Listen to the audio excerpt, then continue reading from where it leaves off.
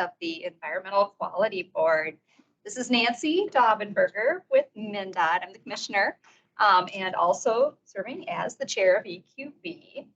And I would like to welcome new members. I believe I see anyway that we have our new commissioner for Deed, Matt Verlick, on. Thanks for joining, Matt. Good afternoon. You. And then also, do we have our acting commissioner for admin, Stacy, on? Hi, everyone. Good morning. I think I heard her, Stacy Christensen. Good morning or good afternoon. All right. Well, thanks for joining today. And at this point, Executive Director Nuschler, would you go ahead and please call the roll? Yes, thank you, Chair. I'm going to go through the list. I don't think we were expecting Commissioner Arnold. I don't believe she is with us today. Unfortunately, I think we're also missing Board Member Bakken, Board Member Bauer-Kemper. Yeah, present. Thanks. Okay. Oh, I see Louise Miltich is saying she is here on behalf of Commerce. Thank you, Louise. Appreciate that. We have no representation from MDH today, except for our tech rep here with us. And Louise, I'm seeing your note about unmuting. We will get that in a minute. It's a two-step process here. All right, Chair Daubenberger. Here. Here. And I don't believe we are expecting Board Member Foster. No, I don't see him. Board Member Hintz. Here. Okay. Board Member Katzenberger. Present. Okay. Commissioner Kessler. Present. Okay. Board Member Kohner Steenberg. Yes, I'm here. Present. I think Board Member Martin was not going to be able to join us today. Commissioner Verlick, believe you're here? I'm here. Glad to be here. Excellent. Thank you. Welcome. Board Member Nelson. Present. Excellent. Department of Ag, I believe Commissioner Peterson couldn't join us, but Steve Roos, are you with us? Yes, I am. Great. And Commissioner Christensen, I believe we saw you already. You're here. I'm here. And Commissioner Stroman. Present. And Board Member Van Amberg. Nope, is not joining us. And Member Zelli or Ms. Vento from Met Council, I don't believe are here. Okay.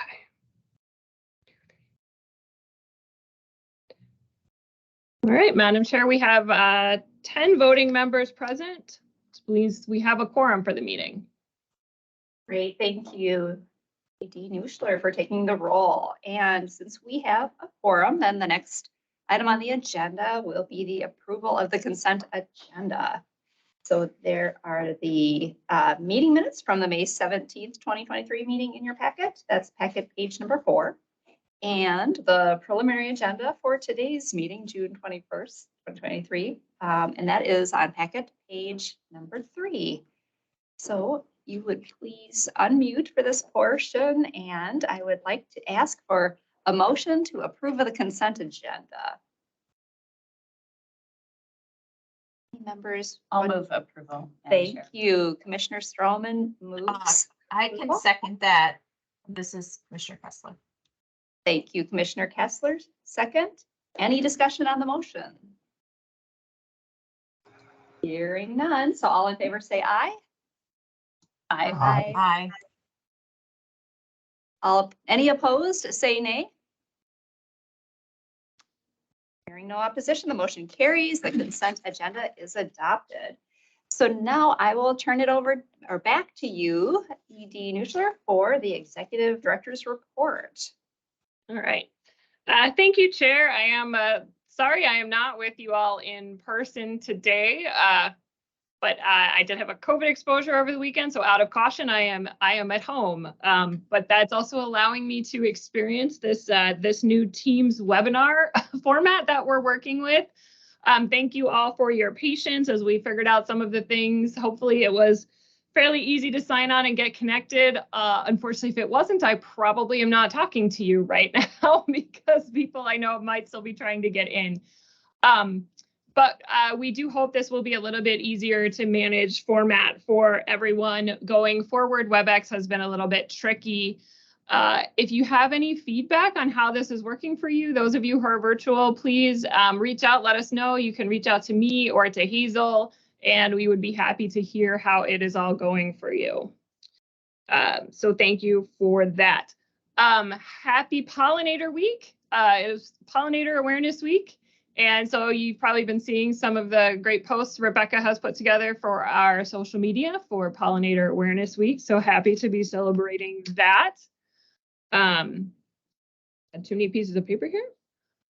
Just a couple of notes from me for some upcoming things that are going on. I am next Monday going to be attending DEED's Energy Transition Communities Summit. There was some legislative report for these communities, legislative support for these communities as they make their energy transitions, and we want them to know that EQB is here to help and support them as they plan for environmental review. And we're working with our colleagues at DEED to further develop our plan to support those communities. So have been working with Carla Vita and others there, and I'm really looking forward to meeting them all in person in Becker on Monday. We have also been invited to come down to Southeast Minnesota by the Winona County Clean Water Coalition. That group is very concerned about nitrate in their area, and so I'm going to be going down there, likely along with Eric Dahl as well, in early July. Other things, it's wrapping up fiscal year time and working on preparation for fiscal year 24. So many of our next couple of meetings, you will see information from me on work plans and things moving forward. Also, I'd like to thank everyone who participated in the preparation of the special EQB monitor issue and spoke to Stephanie Hemphill, who's doing that 50th anniversary of NEPA special issue for us. More to come on that in July, but thank you to everyone who spoke to her. Otherwise, I just have staffing updates. I mentioned Eric earlier. I'm very happy that Eric is back from leave and back with us at the EQB and taking back on some of the water work and various other work. So I'm glad to welcome him back. And also sad to say that this is Denise Wilson's last EQB meeting. She is retiring at the end of the month, and I have to just thank her for all she's given to the organization and helped get me up to speed. So thank you, Denise, for your many years of service. Sure, many of you are used to reaching out to Denise with your environmental review questions, and Jesse and Kayla and I will be here to help you, and we will be backfilling that position as we can. So I think that is it for the report. Does anyone have any questions on anything there?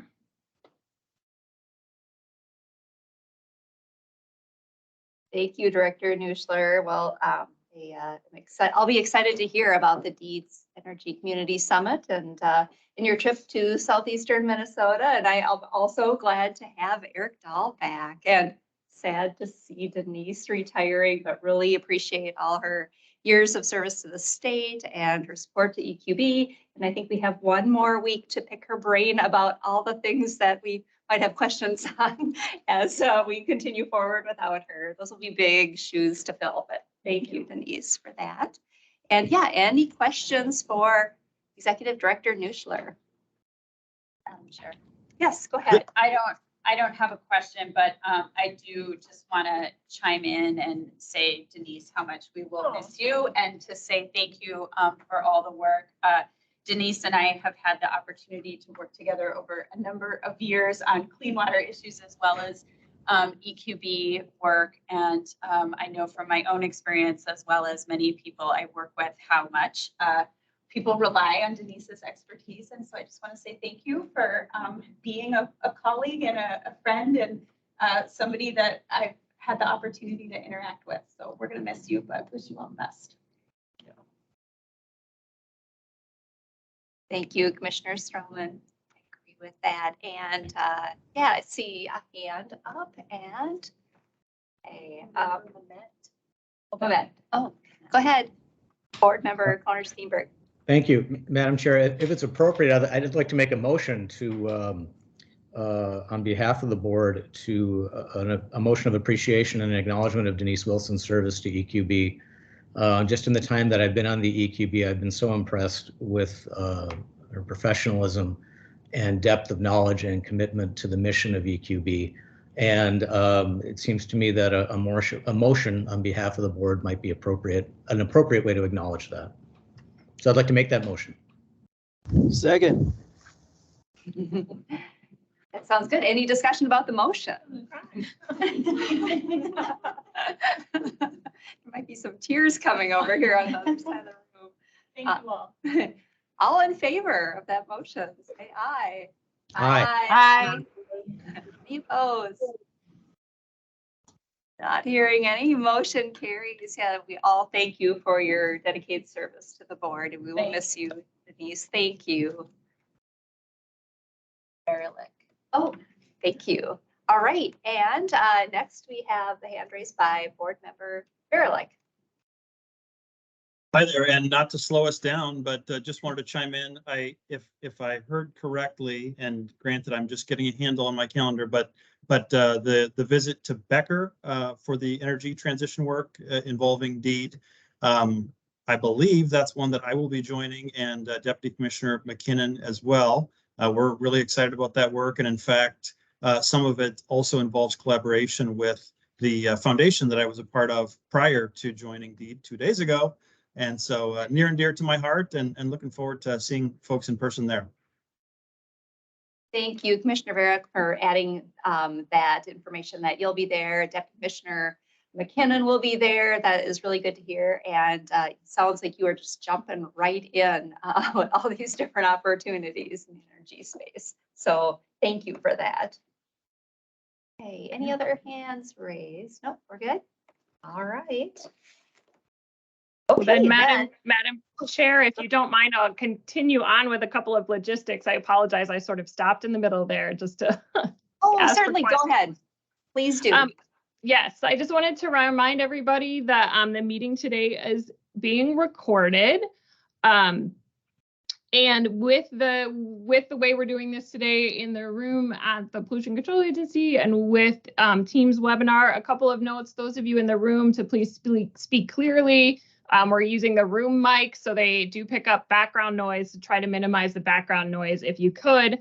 The chat function is on for this meeting, and unlike WebEx, you can chat. Everybody will see it, and we're not going to count it as meeting minutes or notes or anything. So it's you try to keep it for letting know if there's technical issues or if people want to speak, and notes of appreciation certainly appreciated, but that's not, there's going to be no formal notation of what's in the chat.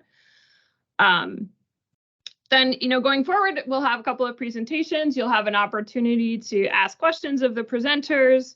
And it looks, hopefully the hand raise feature is a little more functional than in WebEx. So please just raise your hand or jump in if you want to say anything. For any members of the public that are joining us, we do welcome public comments, and there will be an opportunity for public comment, I believe, during agenda item 8, if you want to bring up a topic for future discussion. If you plan to comment, there are procedures and guidelines on the meeting packet, and there is a slide. It is now, you can use the raise hand feature in Teams, which is up at the top of the screen. Or again, you could put your name in the chat and let us know that you want to make public comment. So I think that's probably enough logistics. Thank you, Madam Chair. Thank you, Director Nuschler, for adding those logistics. But then next on the agenda is the continuous improvement tool finalization for the environmental review program. And we have Kayla Walsh here from EQB and Karen Gatus from the Minnesota Department of Management and Budget, MAD Group, to walk us through the changes made from the previous meetings. And then we'll have a board vote on a proposed resolution. And that resolution will adopt the steps of the continuous improvement process, which our speakers will walk us through right now. And that's what we've been talking through over the last few months of meetings. So with that, welcome Kayla and Karen, and go ahead and take it away. Thank you, Chair. Good afternoon, board members and members of the public. Again, my name is Kayla Walsh, and I'm the Environmental Review Program Administrator here at EQB. So Karen and I have been presenting on the continuous improvement process build out for the last few months, but today we're going to share our final matrix and walk through the scoring of the improvements that EQB staff did through that matrix.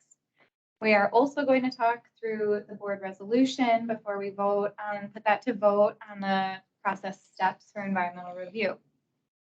So again, the goals for today are really to review what brought us here to version 3 of that matrix, and then review how we as EQB staff use the matrix to score improvements. And then we are going to discuss the overall next steps and take any other questions before that vote.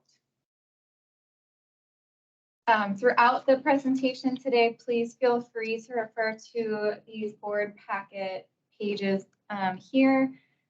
Board packet page 13 includes a memo on this agenda item. That's where all of this information starts. And then the memo has 2 attachments. So attachment 1 is the third and final draft matrix.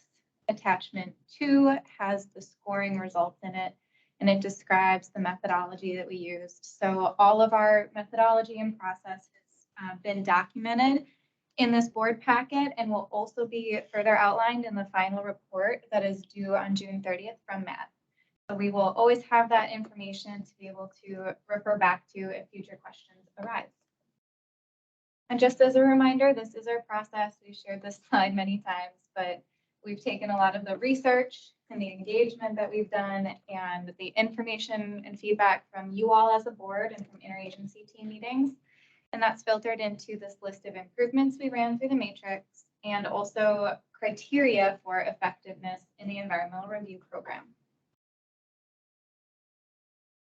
And this is just a very high level look at the matrix as step 3 in part of this bigger, broader continuous improvement process that you can find on board packet page 57. And we're going to go through this in more detail later on. But as I said, the scoring step 3 is just part of the larger build out of this process. And we want to make sure that EQB running the matrix determines effectiveness of the overall program, and that these are helpful things for us to talk through today if you have any final questions on these 6 steps that we have here. And before we get too far into those 6 steps, I'm going to hand it over to Karen to update us on the build out of the criteria and the prioritization matrix version 3. Thank you, Kayla. Good afternoon, everyone. My name is Karen Gatus, Senior Management Consultant with Management Analysis and Development. As Kayla said, I'm going to be giving an update on the development of the criteria as well as the prioritization matrix. We obtained feedback again at the May board meeting, and then also the interagency continuous improvement team has continued to meet every other week, and we have been getting feedback from them on the criteria and the matrix. The main feedback that we heard, the salient feedback, was further clarify directly and indirectly in scoring. Consider a -1 score. There was feedback, I believe, at the board meeting last time. Surprised to not see a criterion on streamlining or cost. And then there were also some questions about continuous improvement process step number 2 about scoping. So on the next slides, I will address all of those questions and then how they have been accounted for or addressed in the matrix and scoring. With addressing the scoring considerations,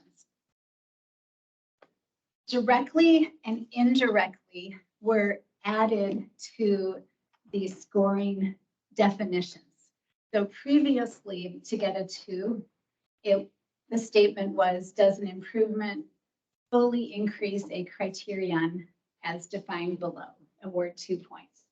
So instead of just having fully, or for the 1 point, it was partially, we added in directly or fully and indirectly or partially to be more clear.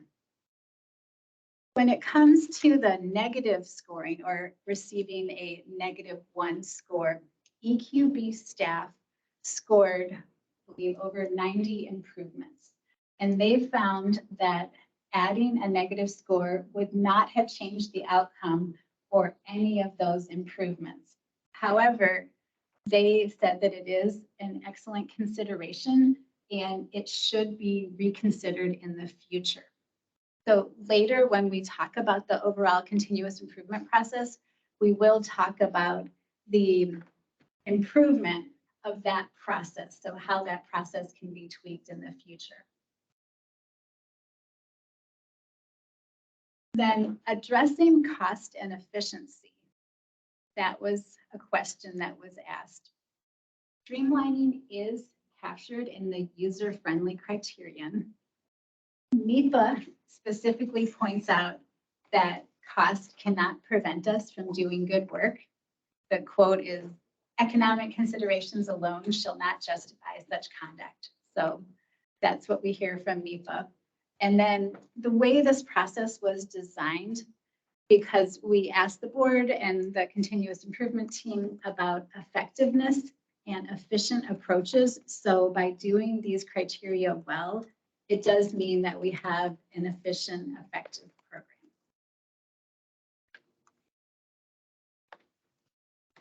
The scoping considerations.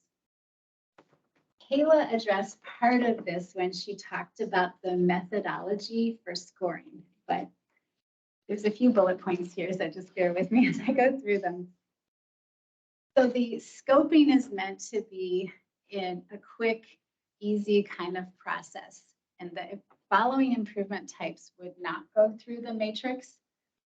The first one is fairly straightforward. Improvements that do not pertain to the EQB's authority or do not reasonably fit under the EQB authority, so not under the purview. So that can be put aside. Improvement ideas, there were quite a few received that described how to oversee the program rather than the what can be improved. These were used to help inform the 9 criteria, but are not listed as discrete or separate improvements. And then, as Kayla mentioned previously, with the methodology approach with scoring, improvements that relate to mandatory categories will be assessed during the process of writing the 2024 mandatory category report.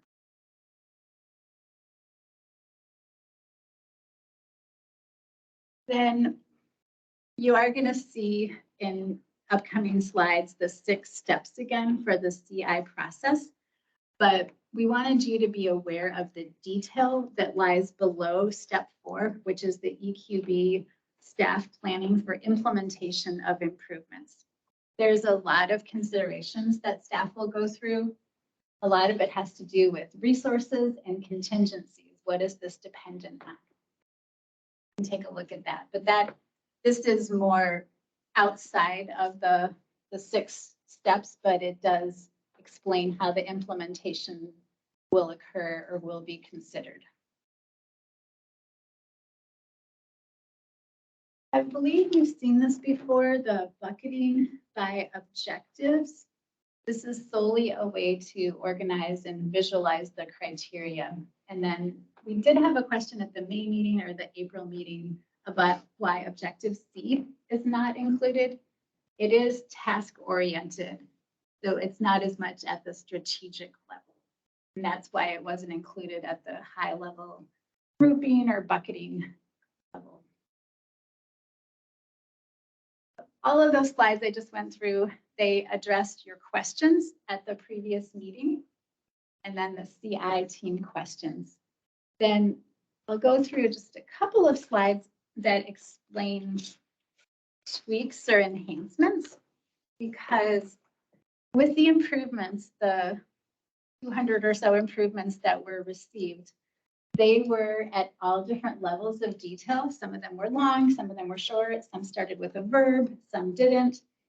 So EQB staff put together this idea around how to improve the feedback collection for the next iteration.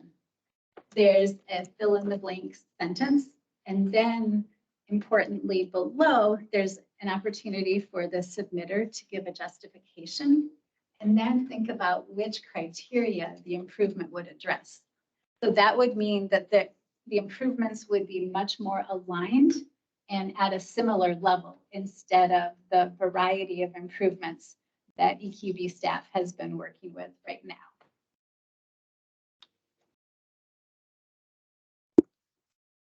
Madam Chair, do you want us to ask questions along the way or wait till you're done? It's fine if you ask them now, because there's a lot of details here. So yeah, if that's okay with you. That's Madam Chair. certainly fine with Okay. me. Commissioner Stroman, go ahead. Okay, just on the previous slide, thank you, Madam Chair and Karen. So just one question about this piece, where we're asking the commenter to select how it should be accomplished, new legislation, rule change, form updates. How would somebody unfamiliar with statutory rule, environmental review, construction, answer that question?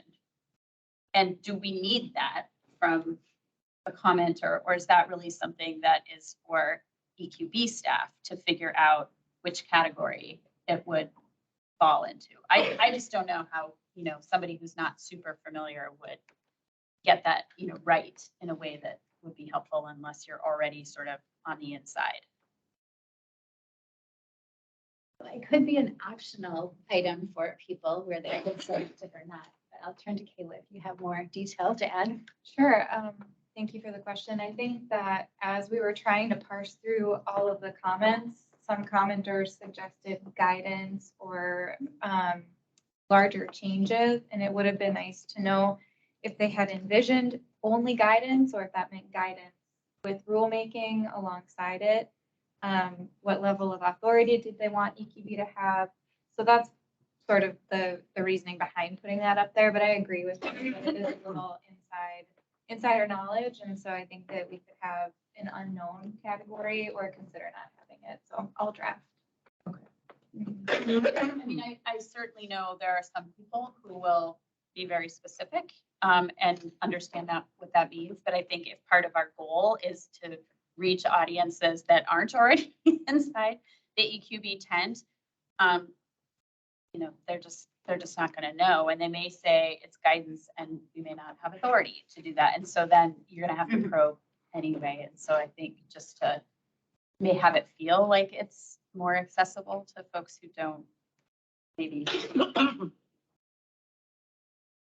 Thank you for that question and comment. I appreciate that, and I see where you're coming from on that. I like your idea of making it optional or unknown or something, so it's not intimidating to somebody who's just got a bright idea and really not sure where to go with it.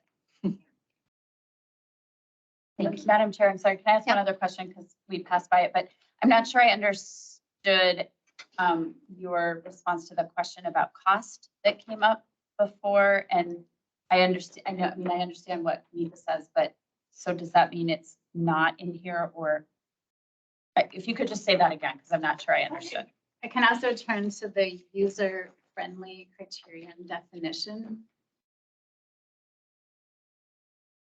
So with the bullet points, the first bullet point does address, there was a question at the last board meeting about streamlining. That is contained in the user-friendly criterion definition. But Kayla, do you want to take this one with the NEPA quote?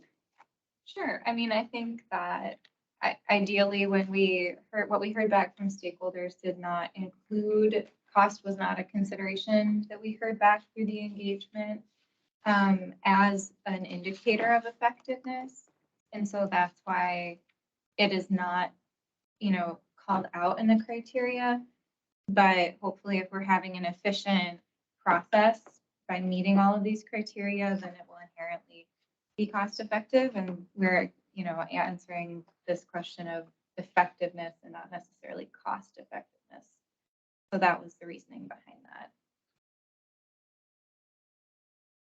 that. I think that makes sense. I'm thinking of a scenario where you might have two solutions potentially, right, to a outcome that you're trying to achieve. And, they have very different costs to implement. And so at that point, does cost become a consideration, right? I would say yes. Yes. As a steward of public dollars, or conversely, right, there are some things where we only invest to a point where the information is useful. And I think that's where you get at that effectiveness, right? Any information beyond that is extraneous and maybe not effective. And so you're getting at the cost that way. But I think there is that issue where there may be two ways to accomplish something and there's a cost differential. And how do we evaluate? That's very much a part of the implementation considerations. So it's not embedded in the criteria because for environmental review program effectiveness, like Kayla was saying, that did not arise to the top. So the 9 criteria don't directly address costs, rather efficiency and effectiveness, but it's very much a part of the slide that's on the screen right now, where resources include cost. So to implement, to evaluate, say if there's 20 improvements that have scored very highly, then EQB staff are going to take these considerations into account, and resources and costs of the people, the technology systems and other resources, training, hiring, things like that are a part of the next step to move improvements forward. Got it. Thank you. Sure. That's a really good question. Thank you. Discussion. Great. So here is the revised matrix example and scoring. More detail is in your board packet on page 18. I mentioned the change with the scoring in the bar across the middle where fully and partially were added. And then the other changes are small detailed definition changes that we worked with the CI team on. There's about 4 other small changes, but those are the only other tweaks or changes to this matrix since you saw it last.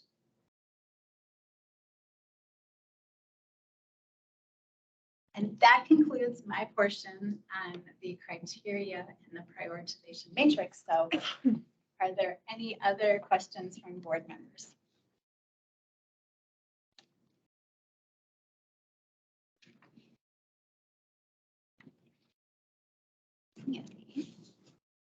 All right. Kayla, did you have anything to add on that? Yes, so next, continue on. All right, go ahead. So I will now discuss a little bit about what EQB staff did with the scoring of the improvements. So how we used that matrix that Karen just talked about. And we proceeded to execute step 3 of the CI process, which was scoring the improvements in that matrix. And like Karen mentioned, because we casted a really wide net through Engagement HQ, through listening sessions and facilitated meetings, we received a very wide array of feedback. So we were able to organize that feedback into several different ways to complete the improvements. And so all of the suggestions that are related to mandatory categories, for example, would be examined during next year's mandatory category report writing. And that report includes a public process to add new ideas and evaluate the ideas that we received through this CI process. So those will be tackled through that already established report that's due to the legislature every 3 years. And that list of those is on board packet page 25. And some improvements that focus on how to oversee the program were determined used to determine the criteria. And those start on page 29 is our list of those. And then lastly, we wanted to prioritize anything having to do with tribes and treaty rights. And so Executive Director Nuschler and I are working to reach out to tribes directly and have them validate the improvements that we've received related to tribes. And then that also dovetails with our development of our EQB tribal consultation and coordination policy. And so all ideas related to tribes are also on page 37 and will be prioritized. So if ideas are similar, we group them together. So after we grouped some like-minded ideas, we scored the remaining 96 improvements through the matrix. And there was a pretty obvious top tier that emerged out of that. So we had a top 8, and all of the top 8 improvements scored 9 total points or more. And we scored them collectively as an environmental review team internally, and we tracked any assumptions that we made throughout that process. And mostly we just assumed that if we did an improvement, it would be executed well with high quality deliverables, fully resourced and fully staffed. And so that brings us to the graph on board packet page 20, titled Matrix Results Total Scores, if you want to reference that. And on this slide, I just summarized a few of those top 8 scores and took excerpts from them to demonstrate what kinds of initiatives this can really lead to. So for example, we could establish criteria for significance of impact and improve guidance and decision criteria. We could strengthen EQB capacity for oversight and assistance and improve guidance on cumulative impacts analysis and clarify rule language.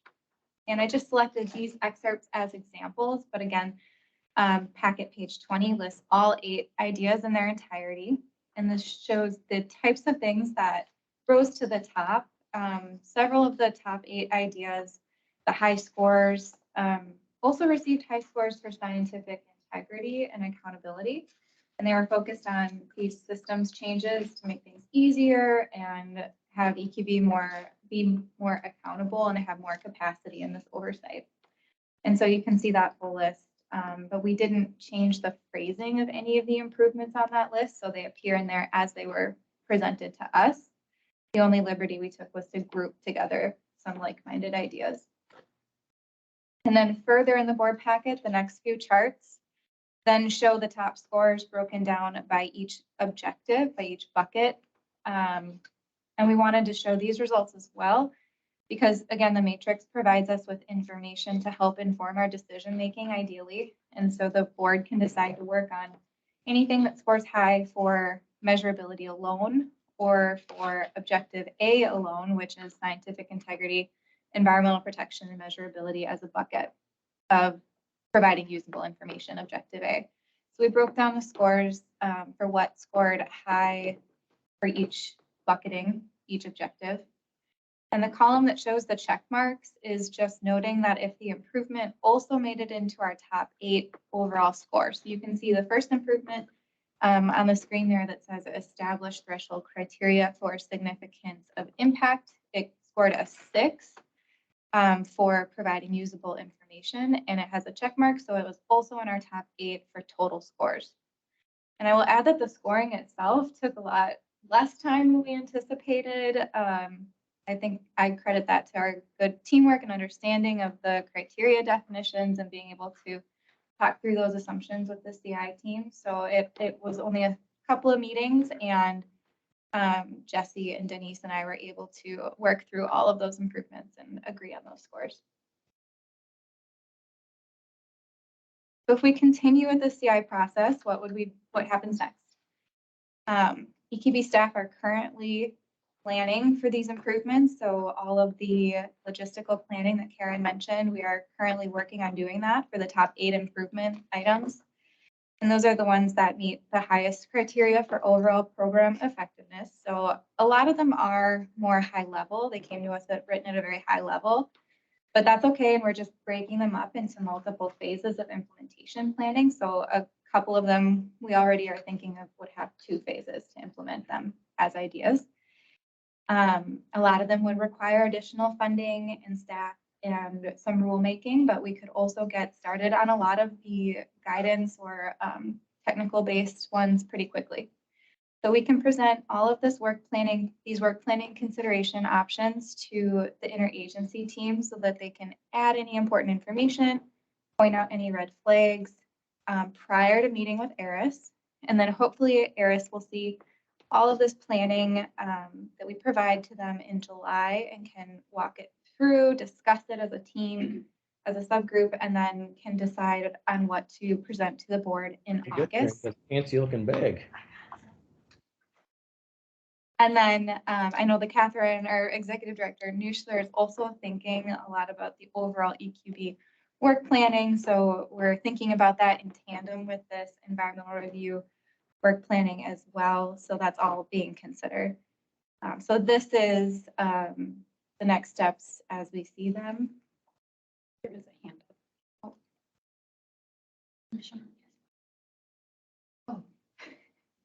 Go ahead, Commissioner Kessler. Looks like you have a question. Thank comment. you, Commissioner Dommenberger, and thanks, Kayla. I just have a clarifying question. So I know you said one of the next steps is to use the 8 that scored the top, and I'm just verifying that those are the 8 that start on page 21 in the board packet.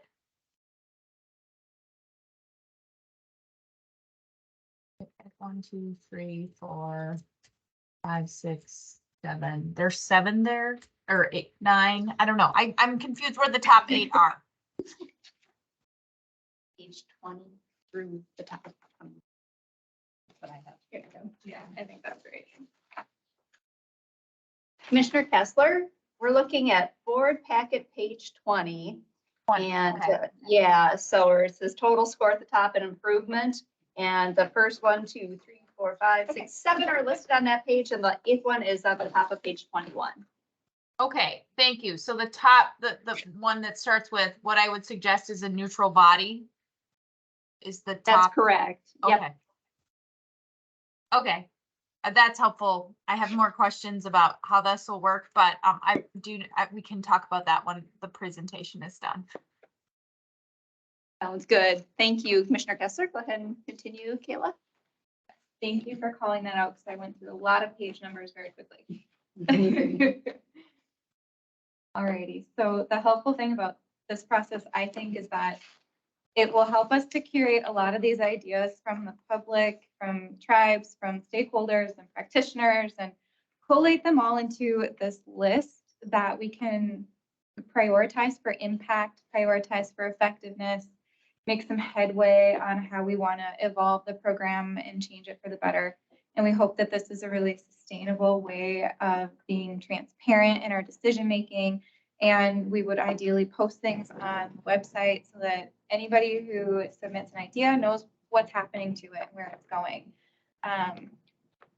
So after we're doing all of this, we want to make sure that this continuous improvement process fits the needs of the board, that we are hearing from you all that it makes sense to move forward on this.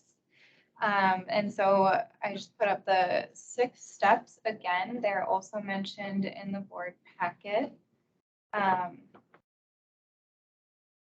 So the first step again is just soliciting the ideas. Step 2 would be scoping, having EQB staff review the improvements. So if there's anything that only applies to permitting by one agency, that would not apply to EQB and that would not go through the matrix. And then step 3, again, is the matrix that is looking only at the effectiveness for the program. And then step 4 brings in those logistical considerations like cost, time, mechanism, if it requires rulemaking or guidance changes. And then those recommendations will go to ARIS for discussion and review of implementation planning. ARIS will bring that recommendation to the board, and the board will direct staff to implement selected projects. And this helps us show that all of the ideas, I think, are priorities, but we need a way of sequencing which priority we will start on first, second, or third. So by implementing this process, I hope that we are building ourselves up for success into the future. And again, it's meant to be a very transparent and living document that we can use to help organize the work that we do. And the resolution really affirms this if this is a good path forward and gives EQB staff the confidence to continue in planning for these projects. MAD's final report is due on June 30th and will document all of these steps and considerations. So we will always have a good reference for why decisions were made moving forward. And so after we've run the continuous improvement process through a couple of times, then we would review it and update the process if the board feels it needs an update. So that would happen every 4 years. We would look at those 6 steps. And then we would run all of those 6 steps once a biennium. So that gives us time to staff up if we need to and make them see the projects through. So that is really what the resolution states. And so I can leave this up on the screen and then take any further questions or hand it back over to you, Chair. Thank you, Kayla, and thank you, Karen, for going through this information. And yeah, the resolution is there up on the board, and it is in your board packet as well on page.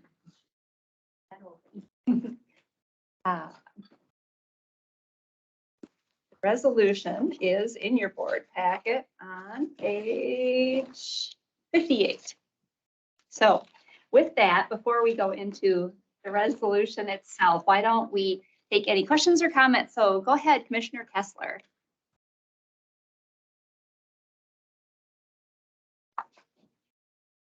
Oh, yeah, it looks like you're on mute. Yes, thank you. Okay, now I've done that, so none of the rest of you have to do that.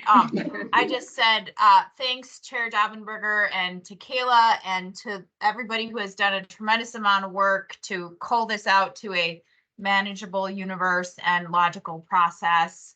I think it makes a lot of sense to iterate over time and to continue to learn and update the criteria and the process. The one thing that I mean, and all these are great ideas. I think that was part of this from the beginning, is that there were so many great ideas. How do we prioritize? I'm not sure where the capacity to actually implement the idea comes in, or if it's, hey, we run 8 through this, and then at the end of those evaluation of 8, it's clear that we need, $500,000 for 1 and 2 more staff or 4 more staff for 2 through 7. How will we, how does cost and capacity to implement it? Because it's well and good to have the best prioritization process, but if you can't actually do the work to implement the projects that's been prioritized because you are lean and doing work in the meantime to actually complete environmental reviews, it may be dissatisfying for everyone. So hopefully someone can speak to that. Thank you for that question, Commissioner Kessler. And Kayla, do you want to take a shot at that, or did you want to?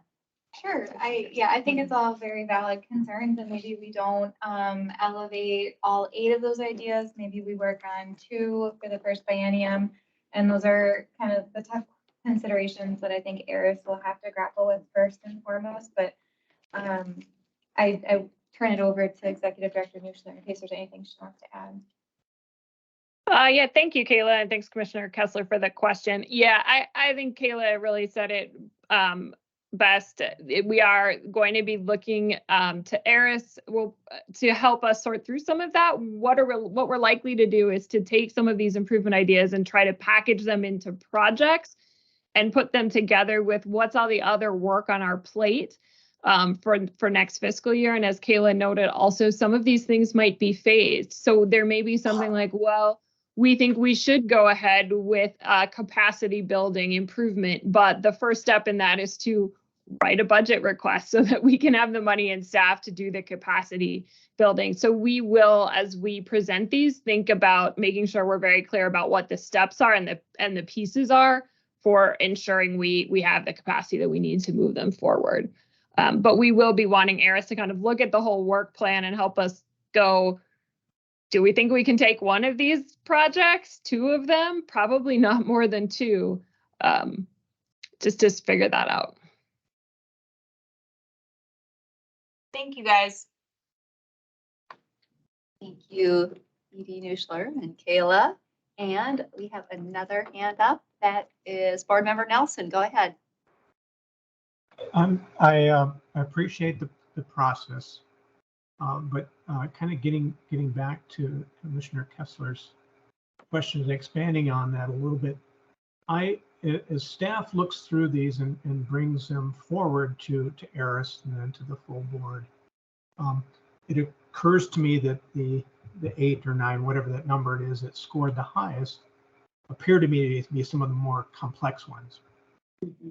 I would also be interested in some really simple ones to tackle, even if they only addressed one of the objectives or something. But if you could tick that off and sort of, so as staff brings them forward, I would actually be sort of interested in the mix.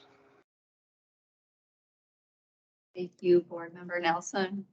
Kayla, I see you nodding. Do you want to add Yeah, anything to that? thank you, Member Nelson. I agree that would be, a good evaluation too that we can do, and maybe ARIS can help pick out some of those as well, things that we can do that might not have risen to the top 8, but that could be easily accomplished, some easy wins, and make a meaningful difference. So thank you for calling attention to that. Definitely we're considering it. Sounds like we can take a look at low-hanging fruit as well as the more complex value. All right. Any other questions or comments from board members? Madam Chair. Yes, go ahead, Commissioner Stroman. Thank you. I just want to build on what Member Nelson was saying and maybe not obviously formally as part of the resolution, but as this next steps comes to ARIS, maybe that is something I think certainly we could have some conversation there. But if staff could bring forward to not only the list of the 8 highest ranking, but some of those low hanging fruit, I think that would make the conversation a little more robust. And I know I also am always interested in those things where they may not tick off every single one of our criteria, but we might be able to do that. I mean, I think this is where sort of the cost issue and the resource intensity comes in, right? And how we make these decisions, as there may be some really low resource intensity solutions that still are worth doing and offer meaningful improvements. So I just want to throw my support behind what Board Member Nelson was suggesting and hope that can be part of the ARIS discussion whenever that comes forward. Thank you, Commissioner Stroman. Like a good recommendation. And Commissioner Kessler, I see your hand up. Yeah, so I really appreciate both what Board Member Nelson and Commissioner Stroman said. And I would encourage staff to look at the second recommendation, which is establish special criteria for significance of impact, which obviously that would be super helpful. And I would love to have that for all categories. However, if there was the ability to narrow that to something focused on, for example, greenhouse gases, I think that might be more manageable and certainly something that is timely. So thank you for that.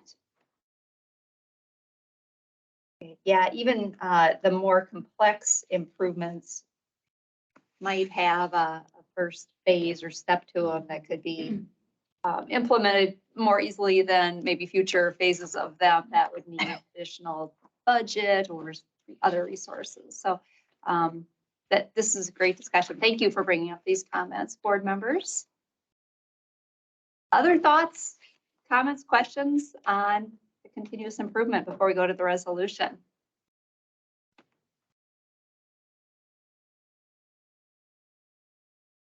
I'm not seeing any hands up or hearing anything. All right. So again, thank you to Kayla, Karen, and Nada too for all the work on this. And The resolution, again, on the screen here, but then also on page 58 of your board packet, and I'll just read it, it's not that long. The board resolves to adopt and use the following continuous improvement procedural steps at least once a biennium for the environmental review program. So EQB staff solicit ideas for program improvements, EQB staff review the scope of the improvements, EQB staff evaluate and score improvements using a program effectiveness prioritization matrix. EQB staff plan for the implementation of improvements. ARIS completes the review of the implementation planning, and the board completes review and directs staff to implement selected projects. These steps will be reevaluated at least every 4 years, so the board may make any necessary adjustments. So with that, why don't we go ahead and vote on the resolution? Do I have a motion out there to accept the resolution? I'll make that motion. This is Katrina. Thank you, Commissioner Kessler. So moved. Second. This is Riley Hintz. I'll second it. Thank you, Board Member Hintz. All right, any discussion on the motion? All right, not hearing anything or seeing any hands. Why don't we go ahead and vote? And I think we are down to 9 voting members, but that is a quorum still. All right, very good. All of those in favor, say aye. Aye. Aye. Any opposed, say nay.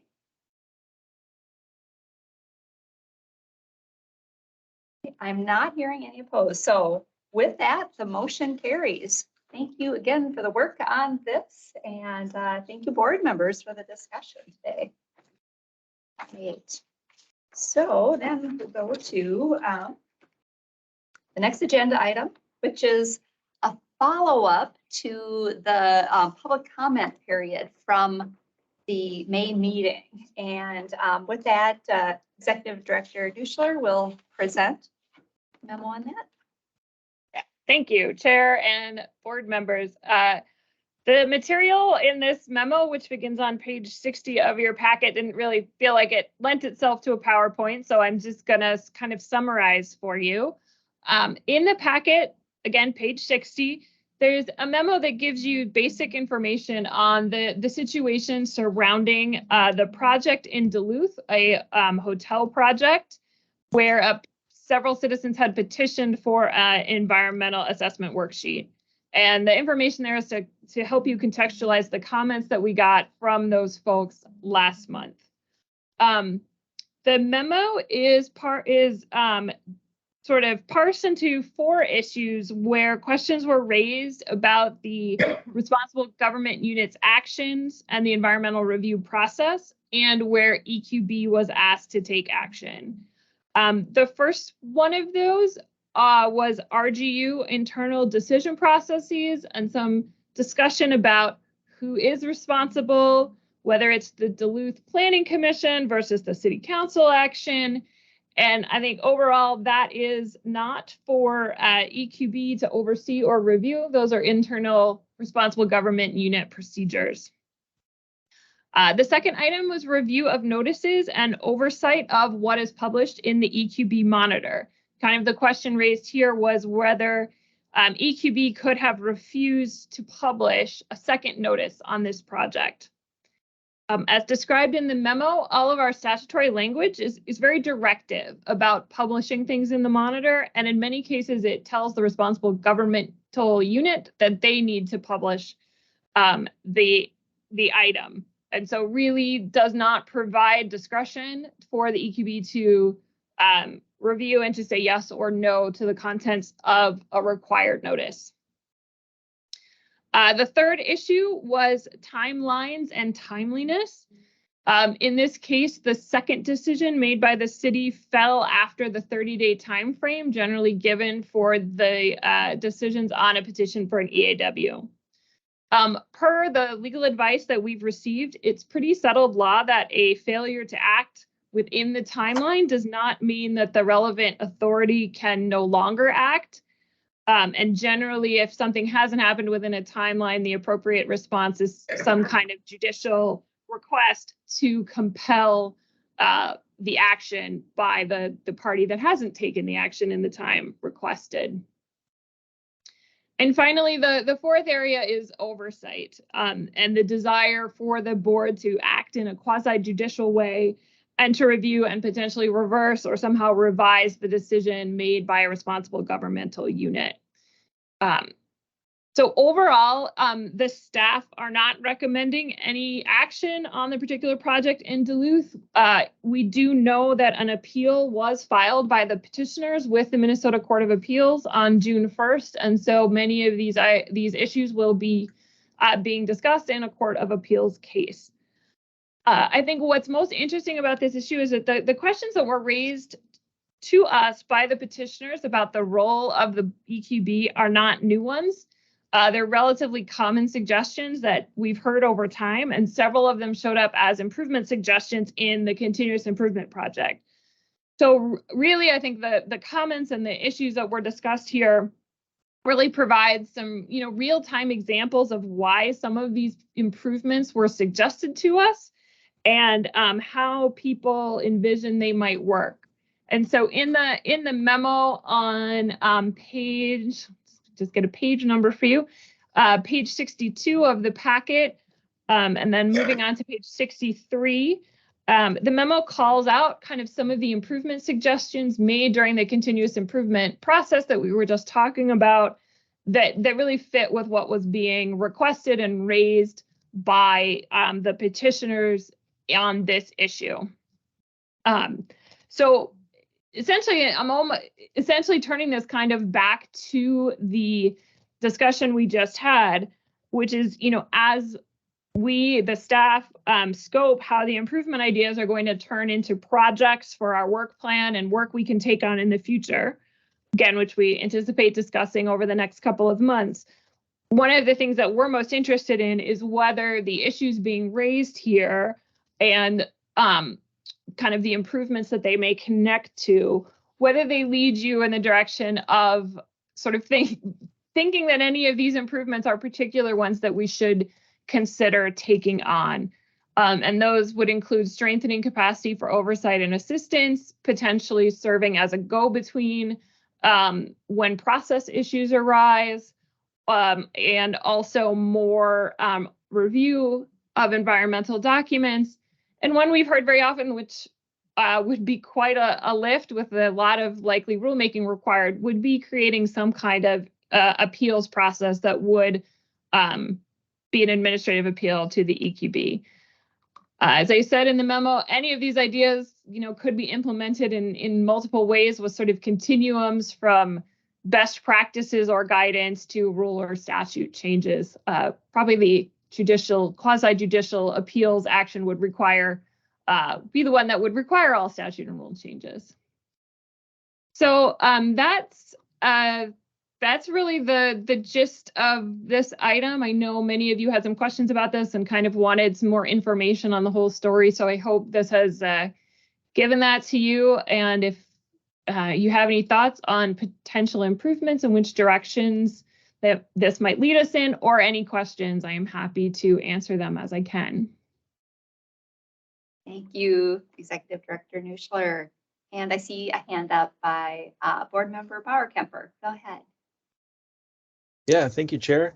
And thank you, Catherine, for the update and the memo, the clarifications on this. I still have a remaining partial question about the timelines. So the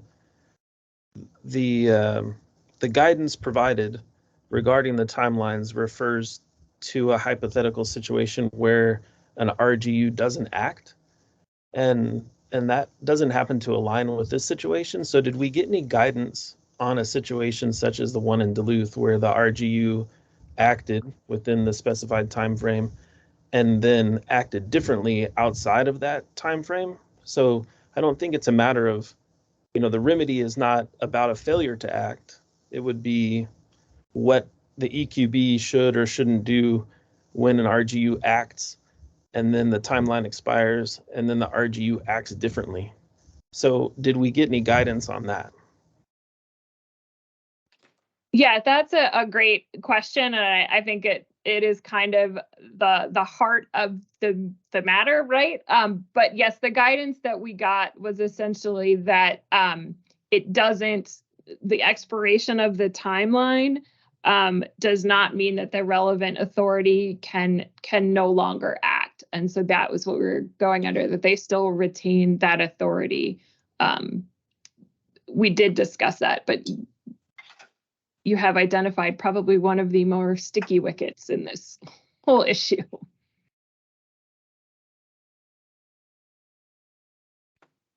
Any follow-up questions or thoughts there, Board Member Bauer-Kemper? Thanks. You know, I guess questions remain, right? It's sticky wicket, as it were. And so I think it, you know, my interest, of course, is what EQB should do in a circumstance, and if the EQB is simply obligated to be open for indefinite changes of mind, or, you know, changes of decision from RGUs, or if there's some way or some role that the EQB could play as a structure to support a transparent, consistent environmental review process. Thanks. I will say that brings up something that I did not verbalize that is in the memo, which is the potential with our new online submittal service to require people to make some kind of certification, or click a box that says I'm authorized on behalf of the responsible government unit, because of course that is the structure of the program. It's delegated out to those responsible government units. But to say I'm authorized and we have completed all our internal processes and this is sort of our final decision on this part. So that is something we have talked about, possibly could be added to the online submittal service if that was of interest. Thank you, Director Nuschler, and then Board Member Connor Steenberg.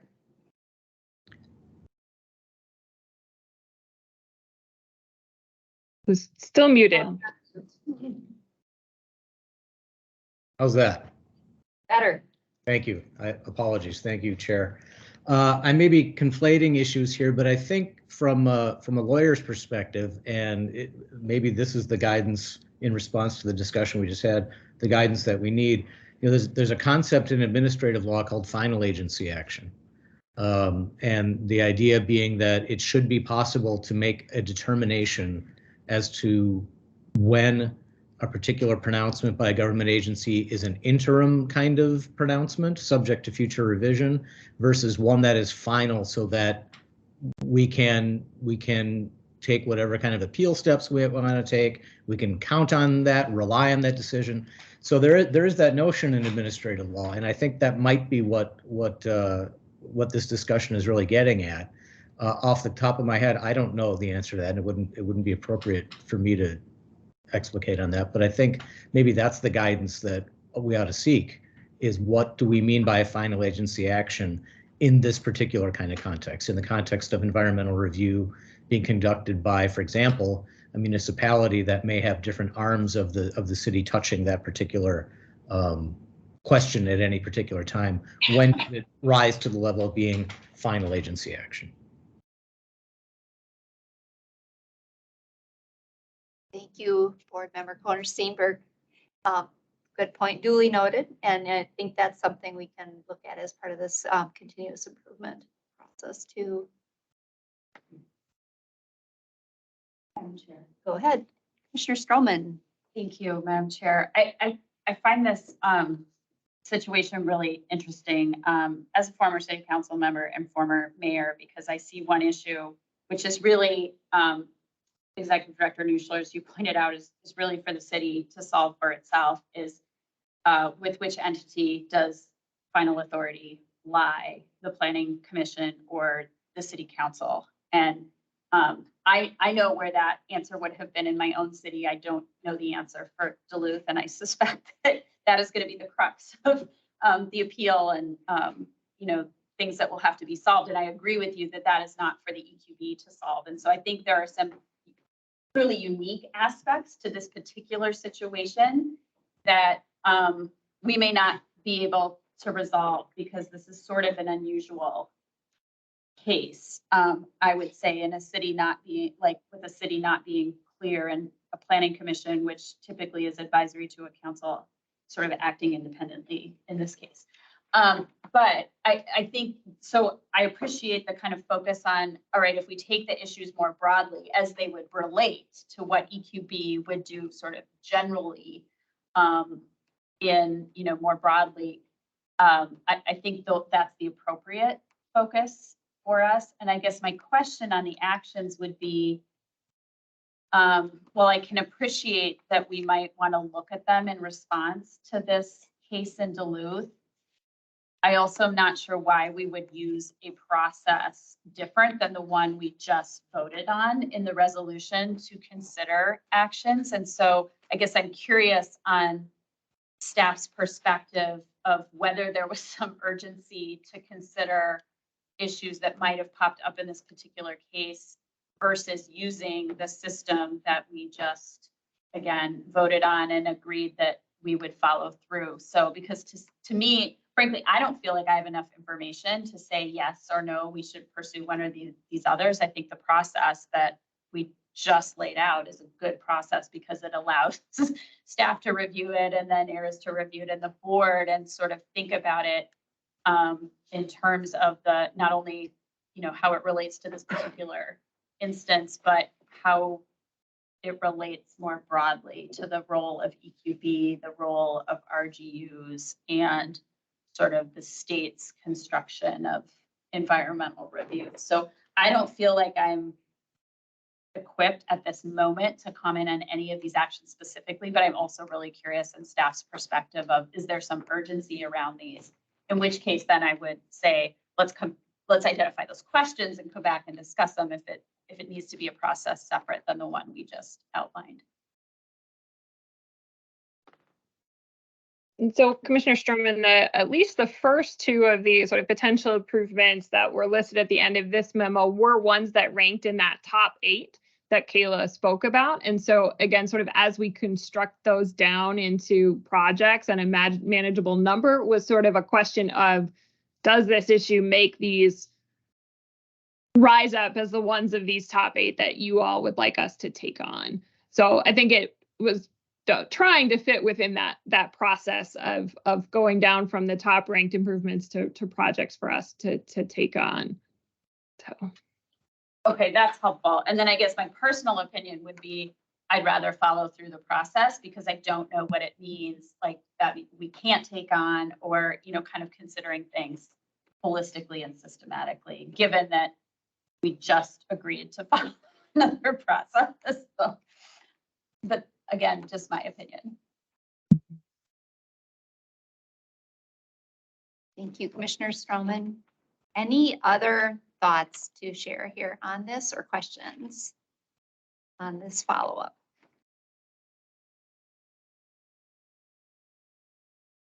Okay, I think we're going to need to move on the agenda. Oh, was there a hand? I'm sorry, missed it. Okay, go ahead, Board Member Bauer-Kemper. Yeah, thank you, Chair. Sorry about that. I was slow on the click there. I think this sounds good in the sense that we've learned a little bit more about this particular story, and that can inform the discussion that's already in place through the process we just approved through resolution. And so I think that maybe ARIS is the next stop, where the staff is maybe going to look at the top 8 and think about implementation and importance and feasibility, and then bring that to ARIS. And so I would encourage, if at all possible, for the staff to look into the concept that Member Kohner-Steenberg has broached, and maybe be able to say a bit about that, maybe to ARIS, in accordance with the resolution that we passed moments ago, so that the two conversations can be integrated according to that procedure. Thanks. Thank you, Board Member Bauer-Kemper. I think I would agree with that. This does make for a good case study as we're looking at these continuous improvements and talking through that with ARIS as the next step. So, again, Board Member Bauer-Kemper, I think he had also noted the comment that it came before about final agency action and something to be considered as we're looking through those process improvements as well. So I will do one last call for any other questions, comments, thoughts on this matter. Okay, now I'm not seeing anything, so I will go ahead and move on then, because then we are coming up to the item number 6 on the agenda, and that is the Environmental Congress. And this is where I think I'm turning it back to you, Executive Director Nuschler, and Kayla for presenting. So ED Nuschler, go ahead. Thank you, Chair. And I apologize. Y'all are hearing a lot from me today and probably in August as well. So today we wanted to talk to you all a little bit about the 2023 Environmental Congress, or maybe more specifically the potential for a 2023 Environmental Congress. We have been continuing to move forward with developing plans and considerations for hosting a Congress. I know that you all did some preliminary planning and discussion and heard some information from Faith in late 2022. With the multiple changes in staffing, we've been kind of reconsidering what makes sense, what we can do with our current capacity and resources. And Kayla and I have gone back through sort of the past notes. We've met with those at MPCA who are interested in using the Environmental Congress to display some climate work. And we've developed a preliminary concept for how we could do an Environmental Congress this year, which we're going to go over today and ask for your feedback on. So next slide, please, Jesse. You've probably seen this several times, but this is the statutory charge for the Congress. It gives us really a broad canvas to work from in terms of building a compelling event that is an effective tool for sharing information on environmental conditions and improvements. Next slide. Just to recap again, I think most of you have probably seen this in the past. In 2019, the Environmental Congress was held as a day-long event in Mankato and had about 300 people in attendance, and that most of them were from government and nonprofit sector. There were a lot of different session types, a lot of different ways for people to interact with each other and with state leadership that attended, and the main focus was climate action. Among the concerns afterwards were just making sure there was adequate space for the public to attend, getting sort of tickets, even though they were free, to the right people, and trying to ensure that a diversity of voices was represented. Next slide, please. You've probably seen this before as well. This is just a slide of ideas and suggestions from attendees on future ideas for the Congress, both in terms of the topics that should be discussed and the way that we should put together the event in order to make sure that it is useful and accessible to all, especially including communities that are not typically well represented.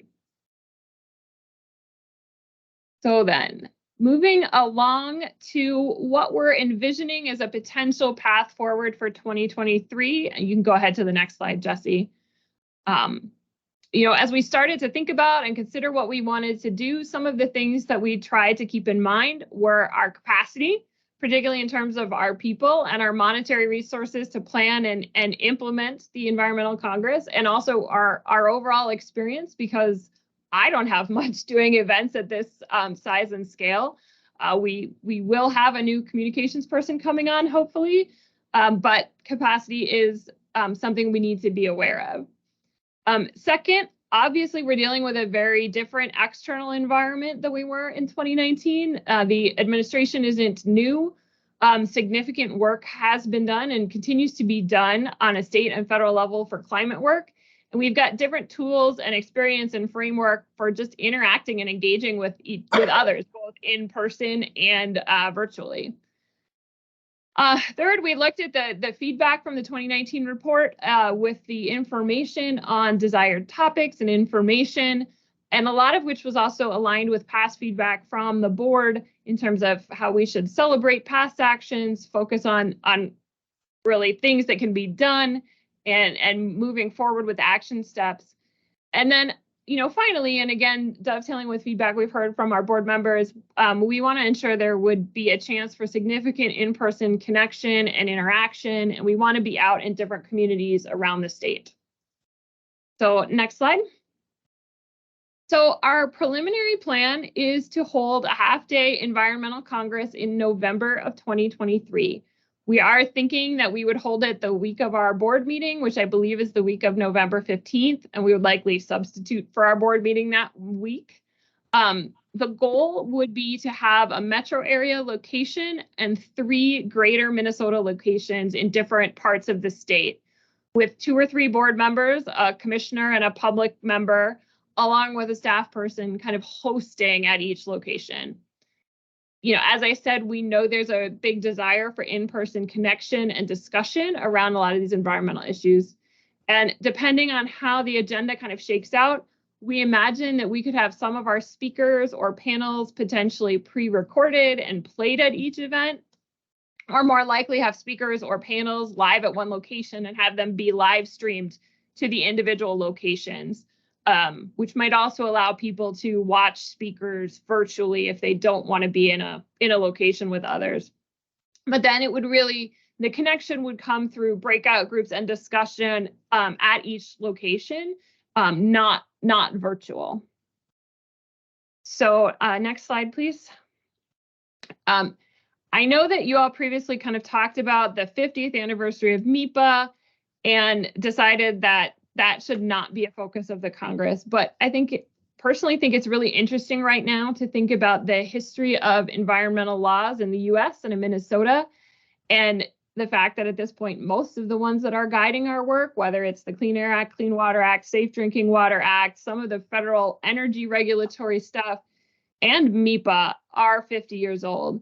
They're undoubtedly a success story, but I think we're also finding, right, that there are environmental issues that we're becoming aware of that are not always easy to fit within these laws. And climate is obviously one of those places where the states and all of us have had to develop actions that really weren't envisioned when the environmental laws were set up in the 70s. So sort of coupling that with the clear ask from past comments for an ongoing climate focus, and recognizing that we're really trying to move from a space of planning to acting. We have kind of these 2 buckets here. The first topic is a focus on climate action. And then the second sort of bucket of topics is to take that 50-year time frame and really lay out what our environmental laws have done well, but also identify in a constructive and forward-looking way the gaps that they leave us, either because new environmental issues provide new challenges, or because we have different values about how we implement environmental protection and how it needs to be done. And so we're envisioning this as like the 2 big topic areas for the Congress. So next slide, please. The first one is climate. This would include a report out on the climate action framework and a look at other items that are ongoing within state government, such as the planning for the climate pollution reduction grants. And we would really want people to come away from this section, knowing what actions the state is taking, how they can connect to that, how they can engage with it, and that they have some effective discussion with the folks on their site. Next slide. We would envision about an hour and a half for kind of the climate action portion of the agenda, with a presentation on Minnesota taking and encouraging action on climate, again, reporting out on the framework, updates on upcoming state work, probably some MPCA staff would be the main speakers here, potentially some colleagues from Commerce. And then discussion and input time, and particularly we're thinking there's might be some opportunities to have some input on the state's work for the climate pollution reduction grant. And also a topic of discussion could be climate justice. And it is the work the state is doing ensuring equitable inclusion of all in climate planning. So that's topic area 1. Next slide, please. So topic area kind of 2, the second bucket is to, again, concretely lay out what have our environmental laws done well, but identify those gaps and the opportunities that we have, because we have new issues, whether those are water pollution, PFAS, or new different values like cumulative impacts, environmental justice, treaty rights. We want to get people talking about those challenges and how they may need new or innovative actions and approaches, and really kind of the same sort of all of Minnesota effort that's being put in on climate. And these would also help shape where EQB might be able to use our coordinating and convening power to help the state take actions moving forward. Next slide. So essentially the way we envision this part, and again, it would probably be, didn't put a time marker in here, another hour and a half to probably 2 to 2.5 hours on this one, would be to have a speaker to all of the locations on kind of talking about those 50 years of environmental laws and the different challenges and the way our understanding of our challenges have changed. And then within, at each location, have a speaker or a panel that's speaking about a specific issue that's maybe targeted to that location, or a sector-based issue that we choose to push at that location, and have them discuss that issue that's a new challenge or that needs to be addressed in a new way. And then have a discussion with, folks responding to that issue, what matters to them, and ideas on how to move forward and who needs to be involved. That's what we're thinking for bucket 2. And I'm going to pass it over to Kayla for a couple of slides here. Thank you. So I'm going to discuss a little bit about the formatting for each of the 4 regions that Director Nuschler mentioned.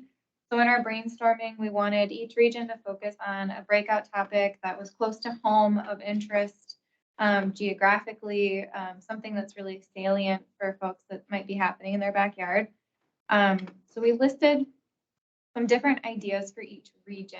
These are just draft. We definitely are open and want to hear feedback on what would fit for each region that we're selecting. Something that's really important or timely that you might know of.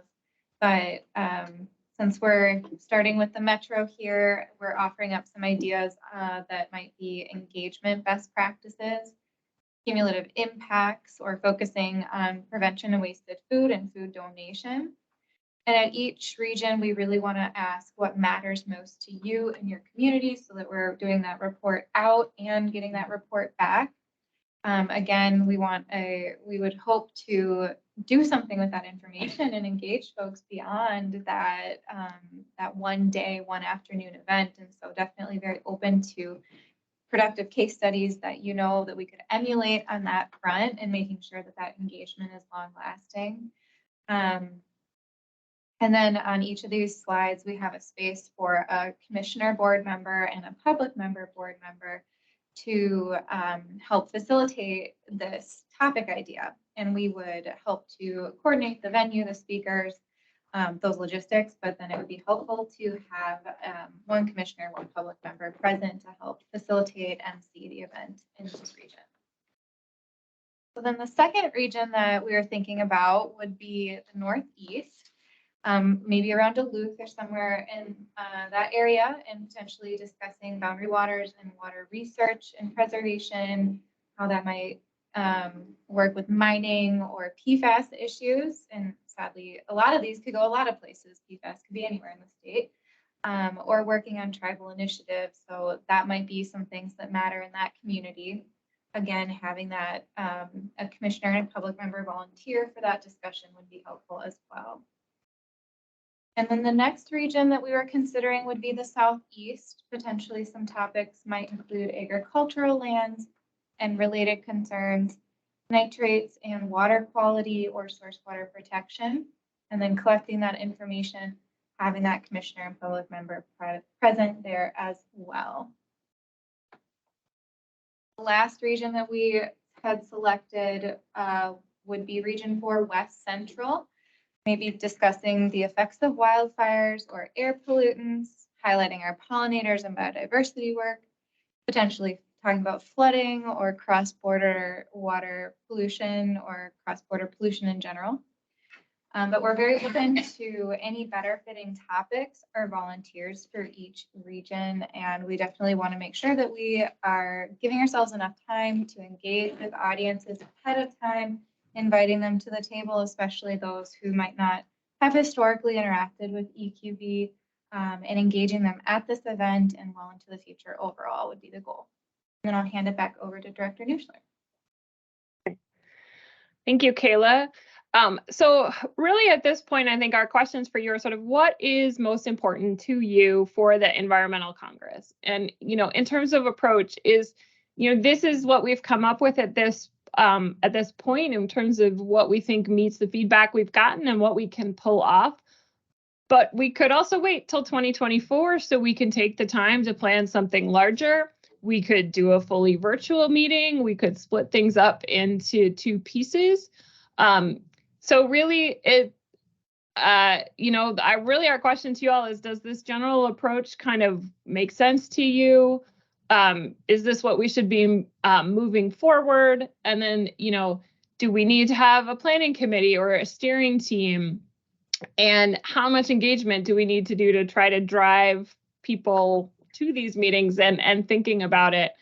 And if we need a lot, how does that impact the timing of the event and what we can do? Go ahead to the next slide. And if we do choose to move forward with this, then we would move to convene planning and steering committees if needed, identify funding sources, identify the locations, and kind of set probably a host team for each location, and then start to work on speakers and plans for communication and engagement. But sorry, if you want to go back to this one slide, again, just that our really what we're looking for today is direction from all of you about whether this seems like a good plan and is something we should move forward at this time. So happy to take input. Thank you, Executive Director Nuschler and Kayla for framing it up this way and throwing out some ideas. And I just want to say I love the idea of giving some recognition to the fact that we are at the 50-year anniversary, and there has been quite a bit of evolution and what environmental excellence has come out of Minnesota because of environmental laws, but then how they've changed, what challenges we've had, and how we're evolving with them. And so I think that's a great topic area. And I'm not trying to influence the discussion, and I'd like to hear from others what they think we should be doing this year. Should we do this sort of half day in November? Sounds like you're suggesting the week that we have EQB scheduled anyway, maybe not necessarily Wednesday, could be a different day that week, I suppose, too, but a half day event. Or, as you mentioned, wait till 2024, do a bigger event, or even do something virtual this year, bigger next year, I think is something I've heard as well. So, so with that, why don't we go ahead and open it up for discussion among board members as to their thoughts on what they've heard and any other thoughts you'd like to share on the idea of the Environmental Congress. So go ahead and raise your hand or just jump in.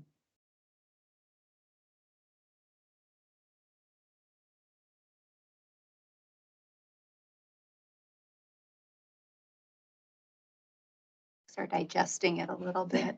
Well, this is Riley. I just want to say I appreciate the approach, and I also like having a little bit of a history of environmental law over the past 50 years and how those things have changed. I think it's helpful perspective, and I also like thinking about like what are the specific events for the region.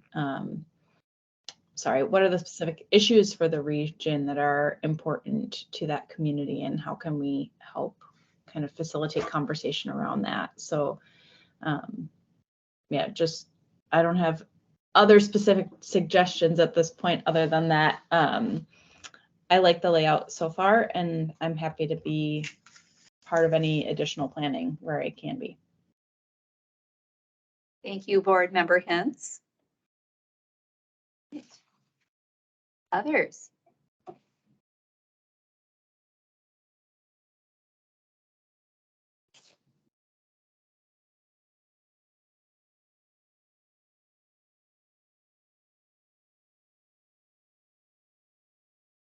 This is Board Member Nelson. Go ahead. Thank you, Madam Chair. I am happy with the agenda you had. If I was the king, I guess here, I would incline to postponed to the next year, given the, staffing issues and that this is really only 4 to 5 months away now. So I think that's quite a heavy lift. That said, I'll help any way you want and support the board decision. Thank you, Board Member Nelson. So there's a suggestion too that it might be okay to wait till next year and have something even bigger. And I might have asked this question before for those who've been involved in the past, but at the past environmental congress has been a full day, typically one full day, as opposed to the half day that we're talking about here. So that's a thought. If we were to wait till next year, maybe have enough topics developed and framework for a full day event. Others want to weigh in thoughts of this year versus waiting till next year or some hybrid.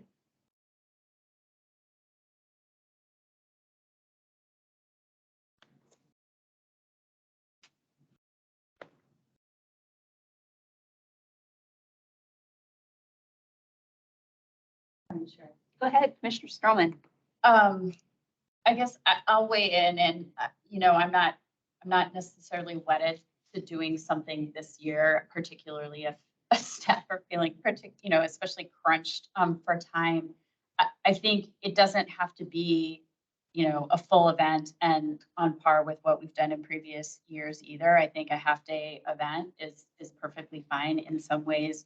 I think that makes the event more accessible to people who are not already working in a related field where essentially they attend as part of their paid job versus, taking a day off or people who are retired. So I would just also think about that sort of diversity of the audience and given the timing who might be able to attend. And it could be that we do something, shorter this year and some of the regional stuff spills into next year. I don't think we need to think of it as exactly the same. So I don't have a strong preference. I think, part of it is how much expectation do we think there is externally for, something to happen yet this year. And I think obviously, I'd be interested in others' thoughts on this, but just given the newness of the climate action plan and now moving to implementation. And frankly, what was a historic session and historic investment in the environment that we're seeing this session, I do sort of feel like continuing some momentum around that and bringing people together, even if it is, in a way that is less time and planning intensive, might be worth it. Thank you, Commissioner Stroman.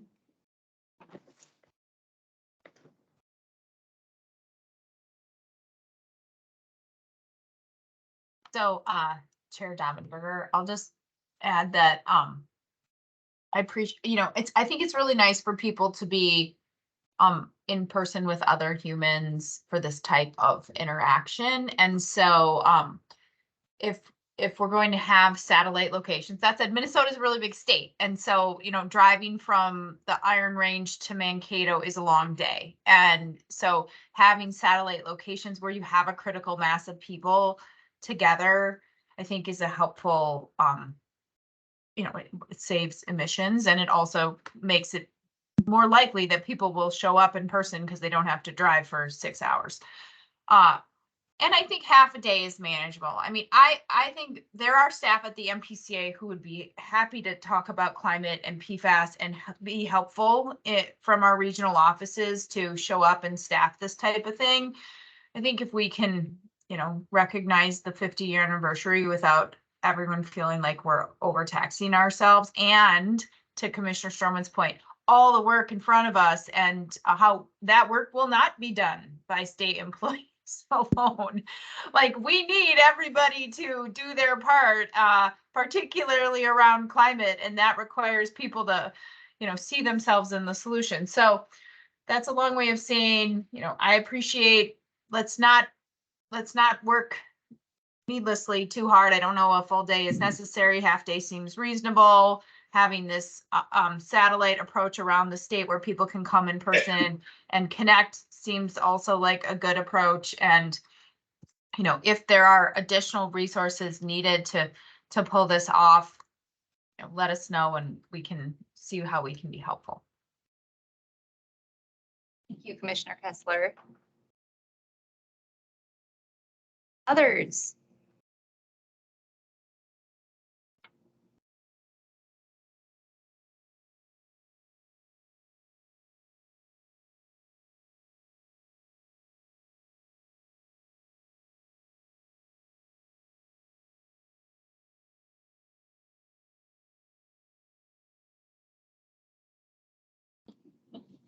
Well, Chair, I think I might summarize that I think what I took away from that is that this seems like a reasonable approach. And I think what we can do is move forward and refine a little bit. I want to really emphasize that like the couple of ideas for topics were just like total brain dumps from us of things. A few of them were things we heard from outside parties that they might be interested in. Some of them were just things that popped into our minds. And so I'm thinking that what we might do is go forward and try to kind of refine that a little bit, see what we can do in terms of logistics and finding spaces. And, you know, but that if things really aren't coming together such that we can pull this off, it would be okay to say, you know what, this isn't, we need more time and we can delay and do something in the future. And maybe at that point we could say, I mean, I know that climate action framework is something that the climate subcabinet wants to report out on, but perhaps there's ways to do that in a different manner if we can't kind of put this together. So I think what I'm hearing is for us to move forward to see how things can start to move and then hope it comes together. But if it doesn't, we don't need to run ourselves ragged to make it happen this year.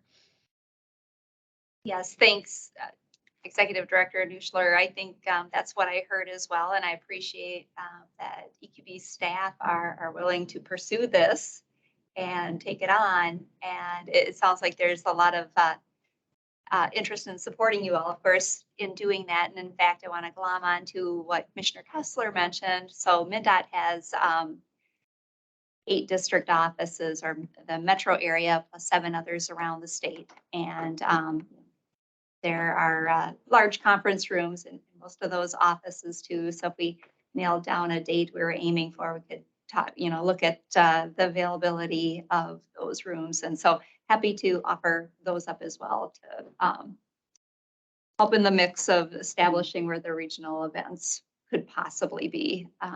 But I understood there's the recognition for the staff turnover that's happened and getting new staff up to speed and a little bit more coming here soon. And so if it doesn't come together, I think we can be okay with looking out to 2024. But I really do appreciate what ideas you've put out there and the great discussions we could be having as part of this environmental Congress that will hopefully take place this year, but if not, then next year. Any other final thoughts on that before we move on in the agenda? All right. Well, thanks everyone. Yeah, thanks for pulling those ideas together. Looking forward to helping with the planning of that. Then the next item was kind of a last minute addition to the agenda, an administrative need that popped up when it comes to budget practices and needing that in alignment with administrative practices moving into fiscal year 24. So I'm going to turn it back to Executive Director Nuschler once again to present this administrative item. Go ahead, Catherine. Thank you. I appreciate it, and apologies for the last minute nature of this one. We're going through as we're getting everything again kind of set for fiscal 24 and doing contracts and agreements. The board has historically entered into a biannual agreement with the AGO's office for them to provide legal support for us. And they drafted the agreement and sent it to us. You have that was sent out. And there was a question about, well, who should sign it? And the reality is we could not find very good past information in terms of what powers might be delegated to the executive director, to the staff, to the board chair to sign or enter into any agreements on behalf of the board. And so we will be looking into that. But in order to enable this agreement to be signed at this point, what we're just looking for is a motion to allow me as the executive director to sign this interagency agreement for fiscal 24-25 to allow us to contract with the AGO for legal services. It's very straightforward. I've read it. I've discussed it with the AGO. It's just a very standard agreement. So I don't think it's very complicated, but it was, we did discover that we didn't have clarity on who was authorized to take on these things. So that's why we were looking for that motion today. Happy to take questions about it as needed. Does anyone, thank you, Director Nuschler. Does anyone have any questions about this? Go ahead, Board Member Bauer-Kemper. All right, thank you, Chair. Yeah, just a quick one. I'm wondering in paragraph 8 down at the bottom there on litigation holds, what is the department? Is that the EQB or is that something else? I read it as the EQB, but I would ask Anne if she sees that otherwise, if Anne is available. Hi, I'm here. Yeah, I'm quite sure that's what that means, but can you give me I was actually just sending you an email.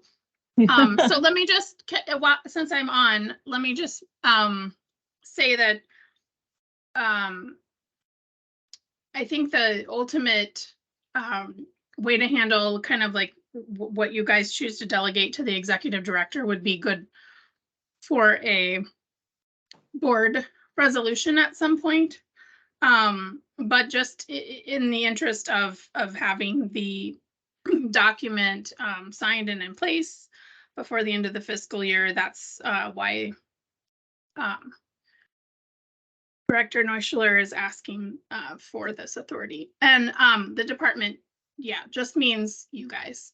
It's a standard form that we use for all the departments that we work with and the state agencies. No, I just read it as basically if we get sued, then we are responsible for ensuring we manage and retain all records that are subject to litigation hold. Sure, thanks. For that question. Other questions?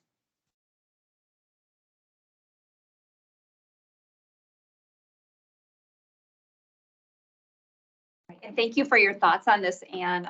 And I did hear you say that at some point the board should probably have a, maybe these weren't your words, but I understood it to be like a delegation of authority, what we want to have our executive director be authorized to sign, and something a little more comprehensively. Is that correct?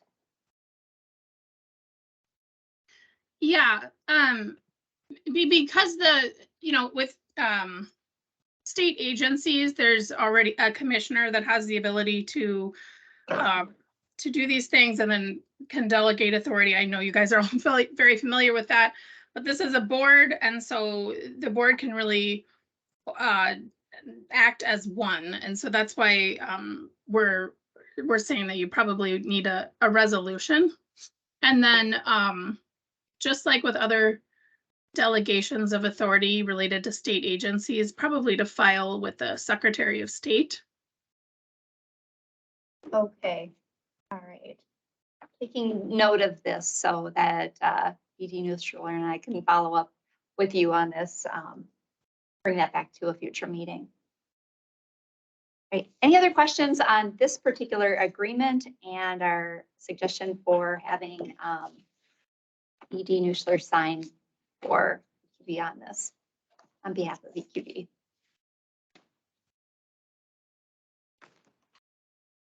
Okay, not hearing any, so I would entertain a motion to allow Executive Director Nuschler to sign the interagency agreement between the EQB and the Office of the Attorney General for fiscal years 24 and 25. Can I have that motion?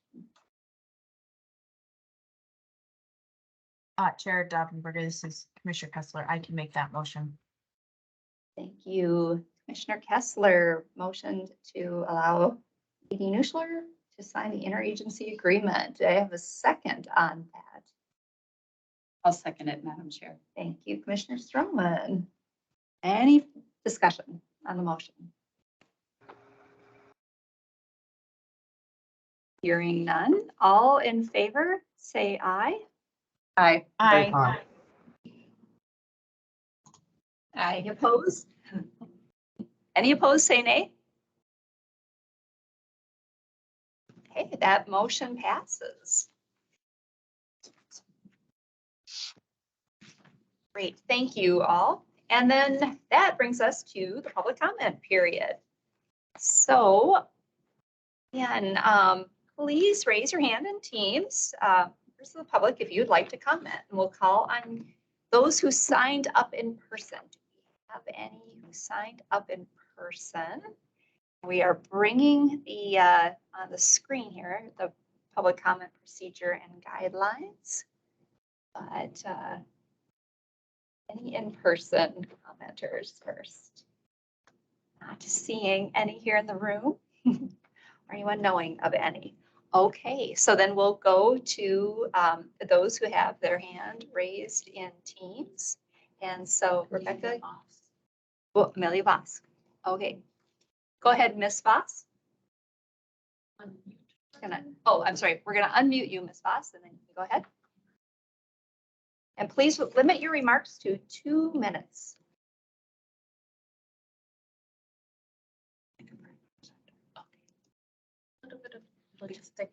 Sorry about the technical logistical issues here. We're doing that second step. Okay, she can unmute herself. Okay, so it sounds like you can unmute yourself. Go ahead, Ms. Voss. Can you all hear me now? Yes, we can hear you. Perfect. Thank you. Thank you. This is Amelia Voss. I'm an attorney at Minnesota Center for Environmental Advocacy. I'm sure you all know that because I comment at every meeting. So thank you for listening to the comments at every meeting.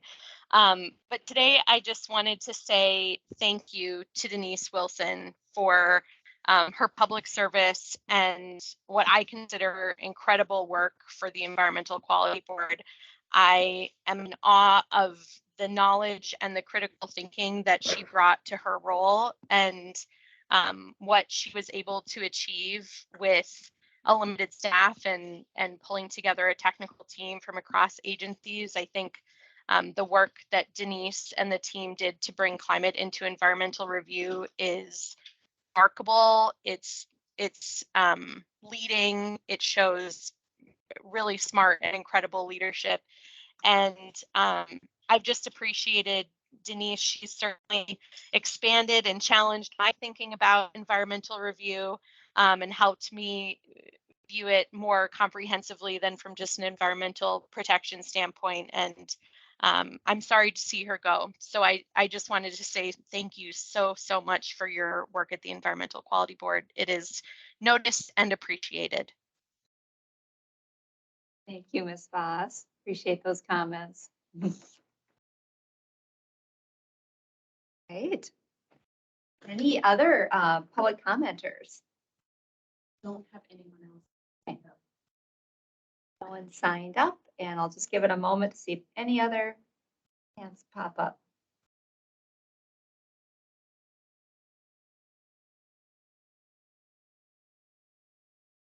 All right, I'm not seeing any, so I think that is it and concludes the public comment period.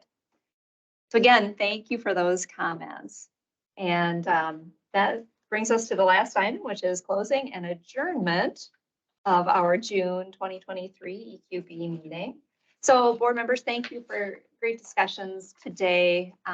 Really appreciated your engagement in the continued discussion on continuous improvement and getting to a resolution on next steps on that. as well as talking through what we could be having this year for Environmental Congress. So great discussions today. Thanks, everybody. And since we've reached the end of the agenda, I will ask for a motion to adjourn. Motion to adjourn, Madam Chair. Thank you, Commissioner Stroman. May I have a second? I can second that. This is Commissioner Kessler. Thank you, Commissioner Kessler, for that second. All in favor, say aye. Aye. Aye. Any opposed, say nay. Hearing none, the meeting is adjourned. Thank you, everybody.